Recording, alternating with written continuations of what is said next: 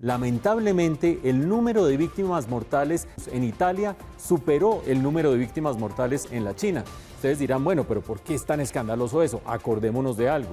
Italia es un país chiquito, Italia tiene 60 millones de habitantes, mientras que China tiene más de 1.300 millones de habitantes.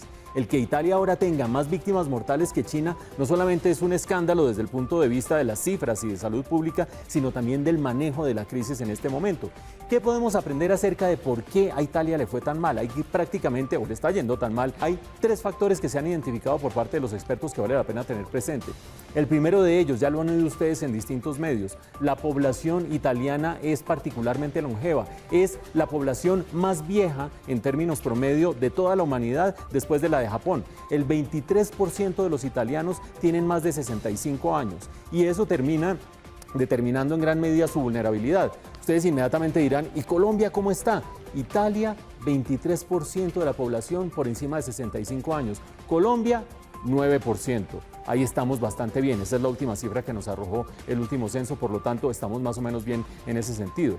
Ahora, no solamente por ser longevos o no, terminan siendo más vulnerables o no. De hecho, Japón, que tiene la población más longeva, tiene 29% de su población por encima de 65 años. De toda la humanidad, Japón tiene la mayor población longeva. No tiene sino menos de 30 víctimas mortales, que comparadas con las 4.000 y pico que tiene en este momento Italia, muestra claramente que hay otra clase de factores. Segundo factor que hace la diferencia, enfermedades preexistentes. La mitad de las víctimas mortales de Italia tenían 3 enfermedades preexistentes. 25% tenían 2 enfermedades preexistentes y 25% tenía una enfermedad preexistente.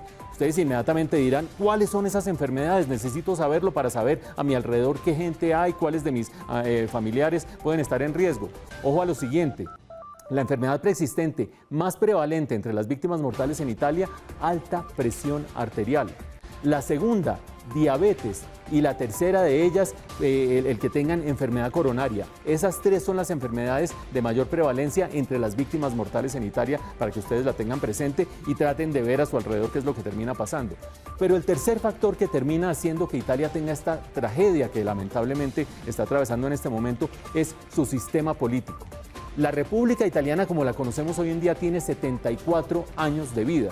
Y en esos 74 años han pasado 66 gabinetes distintos, 66 gobiernos. Es un régimen parlamentario, se forman gobiernos, se caen, se forman. En 74 años, 66 gobiernos. Un sistema altamente inestable, altamente difícil de gobernar. Y fuera de eso, el gobierno es particularmente débil y desde hace varios años tenemos gobiernos débiles en Italia.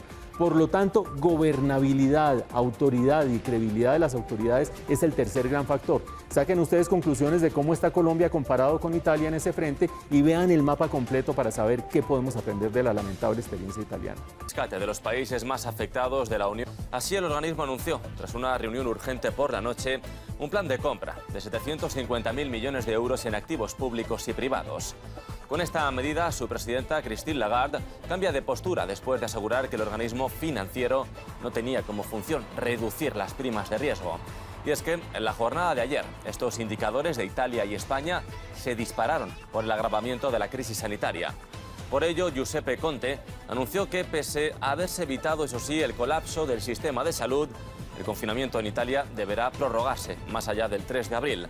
En el país ya son casi 36.000 los infectados y hay 2.978 fallecidos, de los cuales 475 solo en la jornada de ayer. Mientras tanto, en España ha dado a 767. Además, los contagios superan los 17.000, lo que representa un incremento del 25% en 24 horas. Las autoridades esperan que los indicadores máximos se registren en los próximos días. Se están tomando, medidas, cada quien preparándose. Yo le digo al pueblo de Venezuela, ningún país, como lo dice la Organización Mundial de la Salud, está suficientemente preparado, oído a todo el pueblo de Venezuela. Ningún país está suficientemente preparado. Se lo digo en primer lugar a las altas autoridades políticas, militares y policiales presentes. Oído, despertemos. No creamos que esto es una crisis más y trabajo 8 horas, de 8 a 4 de la tarde y me voy para la casa. No, estamos declarados en emergencia. Cero burocracia, cero flojera, cero irresponsabilidad, cero falta de coordinación. Es la hora de la coordinación, de la disciplina, del sacrificio, del esfuerzo, de la dedicación. 24 horas del día. Exijo del gobierno bolivariano las 24 horas del día, de todos los gobernadores y gobernadoras. Oído a todos los gobernadores y gobernadoras, a todos los alcaldes y alcaldesas. 24 horas del día para manejar esta crisis, para llevarla, para enfrentarla y para superarla como tenemos que superarla. 24 horas, no es cualquier cosa, no es cualquier cosa. Así estamos, pues. Pero no está de más decirlo en público y exigirnos y autoexigirnos. Y aquí cada quien le exige, autoexige, viceministros, directores, jefes, jefas, todo el Estado venezolano al servicio de nuestro pueblo para protegerlo, defenderlo, acompañarlo en esta crisis. No es cualquier cosa, sigo insistiendo, es una crisis verdadera. Hoy tenemos que activar el mismo espíritu nacional, la misma fuerza nacional, pero activarla de verdadita, verdadita. No es que vamos a salir de esta reunión y todo el mundo para su casa. No. Por el amor de Dios, máxima moral, máxima disciplina. Aquí no duerme nadie de los equipos gubernamentales, de los equipos policiales, de los equipos militares. Veremos cómo dormimos 2 horas, un ratico en la tarde, un ratico en la noche. Pero aquí nadie se duerme en los laureles porque estamos ante una catástrofe mundial. Una verdadera catástrofe mundial, y no estoy exagerando.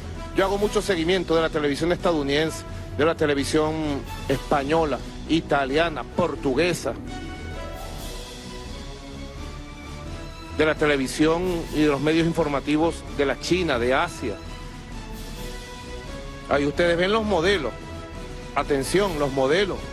Estábamos hablando con el doctor Jorge Rodríguez, médico, psiquiatra y experto en comunicación, vicepresidente de comunicación del gobierno, los modelos. Para enfrentar esta situación está el modelo chino, con grandes fortalezas del Estado, de las fuerzas militares, de las fuerzas policiales, con grandes fortalezas del pueblo chino, de los medios de comunicación para informar la verdad en tiempos reales, con grandes fortalezas en el aparato médico. Inventaron, crearon, buscaron, no se quedaron en lo que tenían, multiplicaron por 10 las capacidades de cama, de atención, oído pues el sistema médico nuestro, público y privado unido, hoy como nunca. Y ahí está el modelo europeo que ellos mismos critican. No quiero hacer críticas a nadie. Los mismos europeos están criticando que subestimaron la crisis, que no la tomaron en serio, que no tomaron medidas drásticas a tiempo y que eso permitió que se multiplicara. Dice la Organización Mundial de la Salud que el nivel de crecimiento de los casos de infección y de mortalidad en Europa superan la velocidad de lo que ocurrió en China. Ahí están pues 2 modelos. Y el modelo estadounidense, pues, o el brasilero en este caso. Pero aquí, nosotros tenemos que construir nuestro propio modelo. Modelo de responsabilidad, de máxima disciplina social, de coordinación, de cooperación. Un modelo de prevención máximo, al máximo nivel. Ya las medidas preventivas se conocen. Y tenemos que tomar medidas preventivas al máximo. Y en este momento, el objetivo es cortar la cadena al máximo esta situación, con restringir al máximo los lugares públicos. No es mamadera de gallo, como se dice. No es un juego. Cuando estamos suspendiendo las clases, no son vacaciones que estamos dando. Es para que toda la sociedad se discipline. Dicho sea de paso, debe mantenerse el programa de alimentación escolar en escuelas y liceos, coordinados con el Poder Popular y los niños y niñas. Ustedes en cada estado tomen nota. El programa de alimentación escolar es una orden muy especial que estoy dando para garantizarle a niños, niñas y jóvenes su alimentación diaria a través del programa de alimentación escolar, que se mantiene vivo y activo. Se toman todas las medidas para que sea con máxima seguridad. Claro, la llegada, o sea, el brote en China, que seguramente sucedió algunos días antes de lo que oficialmente el régimen de Beijing aceptó, digamos, ante el mundo. Recordemos las experiencias anteriores, sobre todo la del SARS, cuando se presentó una actitud muy negacionista de parte del régimen de Beijing, que lo que hizo fue agravar y generar una situación que aún nunca tuvimos claridad un poco de lo que... Volviendo al tema de China, China le compró, digamos, al mundo un tiempo para comenzar a mirar y a generar, digamos, las medidas y a pensar, incluido a Colombia, al resto del mundo, incluido a Colombia. Y también la posibilidad de evaluar ciertas de las medidas y poder mirar ciertas de las medidas, algunas de ellas drásticas en su momento, que tomaron esos diferentes regímenes.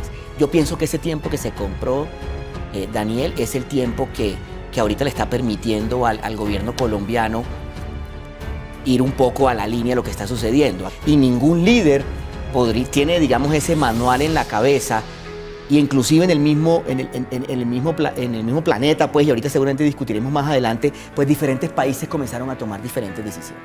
Yo creo, perdón, que no es solo una decisión del gobierno nacional. O sea, yo creo que en Colombia lo que hemos visto es como liderazgos claves que han dado pasos muy adelantados, entre esos el de mi rector, por ejemplo, el del rector de los Andes, pero también, por ejemplo, Claudia López. O sea, yo creo que esos liderazgos, no es solo el gobierno nacional, no es solo el Estado central el que manda la señal de aquí estamos de avanzada por otros señales también. Y que eso es muy distinto a lo que pasa en China o a lo que puede pasar en China. Y es como, ¿no?, el el contraste de lo que la democracia también le aporta a la respuesta como esta. Y es que hay más personas que están pudiendo dar señales de esto, de podría manejarse de esta forma. China solo cierra fronteras y que todas las personas que están entrando a su capital, a Pekín, entran en cuarentena obligada. Obviamente hay algo de paradoja ahí, ¿no? Que el lugar que fue el punto de origen de todo sea ahora un lugar que se está cerrando de los efectos que le puede traer el resto del mundo para un rebrote en su propio país. Lo que estamos viendo, Daniel, es voy a usar una palabra técnica de los internacionalistas, que es un westfalianismo del sistema, es decir, los estados están, cuando se habla de la globalización y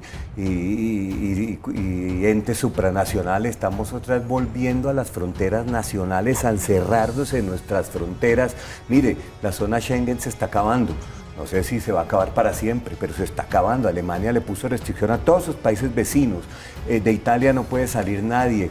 Gran Bretaña, pues que nunca fue de la zona Schengen, también está poniendo restricciones a los europeos. Noruega y Suecia, que sí son de la zona, y Suiza, que son de la zona Schengen, pero no la Unión Europea, también estamos cerrando fronteras. Canadá cerró sus fronteras a todos los países del mundo menos a Estados Unidos.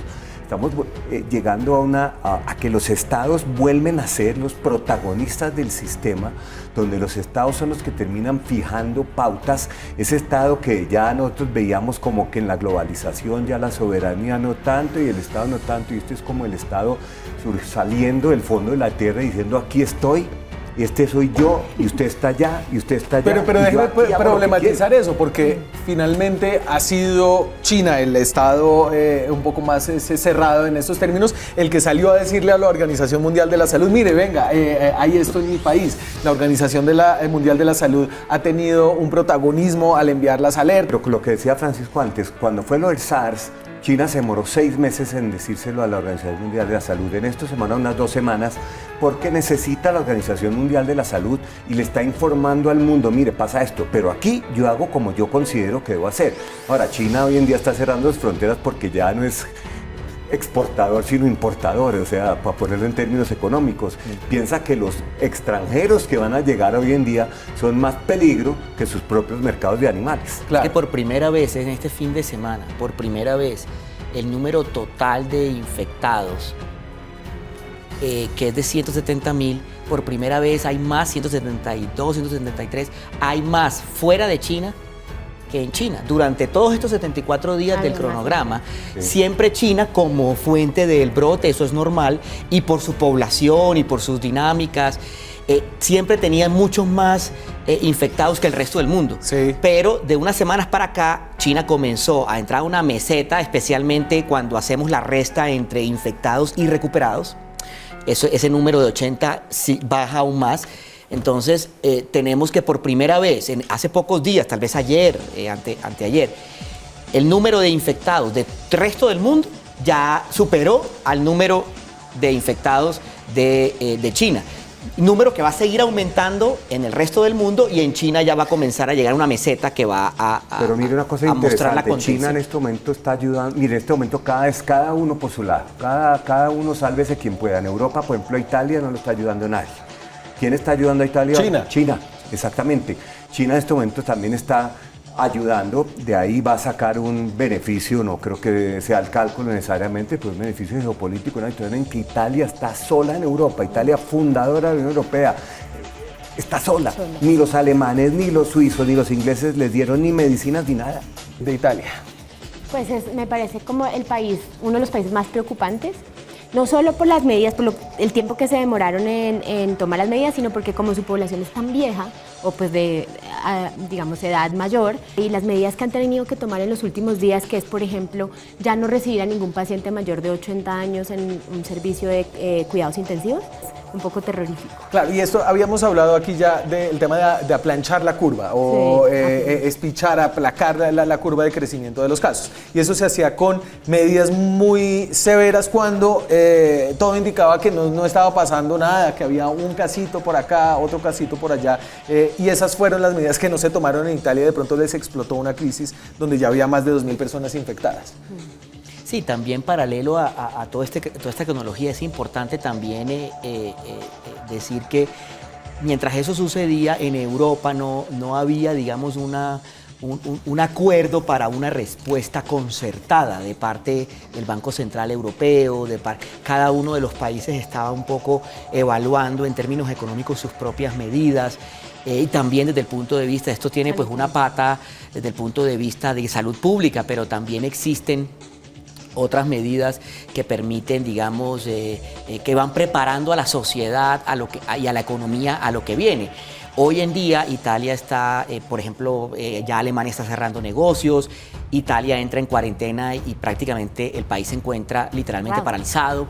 Entonces, también, a paralelo al tema médico, también se pueden tomar medidas, los países pueden comenzar a tomar medidas para liberar su liquidez y generar unas situaciones para que sus economías aguanten. Creo que las mismas las tomó el Banco Central chino en la mitad, digamos, un poco de la crisis, tratando un poco y mostró además la actitud de los chinos también, yéndome un poquito atrás, también mostró la poca efectividad de ciertas medidas que se encuentran en la receta económica tradicional frente a ciertas crisis. Como la Fed, como las medidas de la Fed, tasas de interés, etcétera, y la necesidad de acompañarla de otras medidas. Tanto China como Italia han comprado a un tiempo con su sufrimiento doméstico local a los demás países para que nosotros también generemos esa reflexión. Total. Yo no sé, hay un estudio muy importante acerca del capital social de un señor que se llama Hilary Putnam, que hizo su estudio en Italia, ¿cierto? Y eran las diferencias culturales del norte y del sur de Italia. Y el sur de Italia siempre había sido una región subdesarrollada, muy violenta, muy pobre en términos de lo que ha sido Europa, y el norte, en cambio, era rico, juicioso, glamuroso, porque es el centro de la moda. Es muy paradójico que sea el norte de Italia el epicentro de todo este desmadre.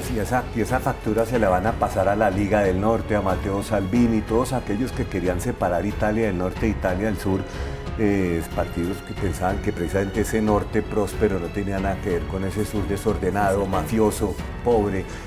Y ahora ahí es donde está el epicentro y esto cuando las aguas se calmen, aquí va a haber muchísimas transformaciones políticas, muchísimas transformaciones sociales y muchísimas transformaciones geopolíticas. Y eso es lo que va a dejar. Yo creo que la Unión Europea va a quedar muy desquebrajada con esto. Ya de por sí venía la crisis de los migrantes, le había abierto hueco a Europa del Este, ya prácticamente maneja sus propias políticas y no le para bolas a Bruselas. Y creo que vamos a ver de eso bastante. Y Tatiana, ¿qué fue lo que hizo tan mal Italia? ¿No hacer nada? Demorarse en comenzar a hacer las cosas radicales. O sea, creo que, por ejemplo, el distanciamiento social es una medida que es, como describíamos en nuestra experiencia, puede ser socialmente traumático, puede tener costos económicos importantes, y yo creo que ellos se demoraron, y ahí en todas las estadísticas que están circulando se ve como un día de retraso en las medidas puede hacer la diferencia, y Italia se demoró bastante en tomar las medidas drásticas. Y yo creo que, volviendo al tema que Pacho ponía al principio, de la legitimidad de las decisiones del gobierno, la orden fue quedarse en casa y mucha gente dijo, bueno, quedarse en casa, me voy para mi pueblo. Y toda la idea del cordón sanitario, que es justamente aislar los casos para que no puedan ser transmitidos a otras regiones, pues se dañó, ¿no? Sí. Entonces, es como una combinación de tardanza en las medidas y luego la legitimidad y digamos, lo aplicada que es la ciudadanía en seguir las instrucciones. Unos se fueron de vacaciones a España. Y un sistema político que lleva en crisis mucho tiempo. Italia total. Lleva en crisis años de una fragmentación de los partidos. Apareció el partido de las 5 estrellas, luego apareció Salvini, luego apareció Berlusconi. Un sistema político que no tiene legitimidad ante la gente hace que incluso cuando toman medidas de ese estilo no tenga la legitimidad, a pesar de ser una gran democracia.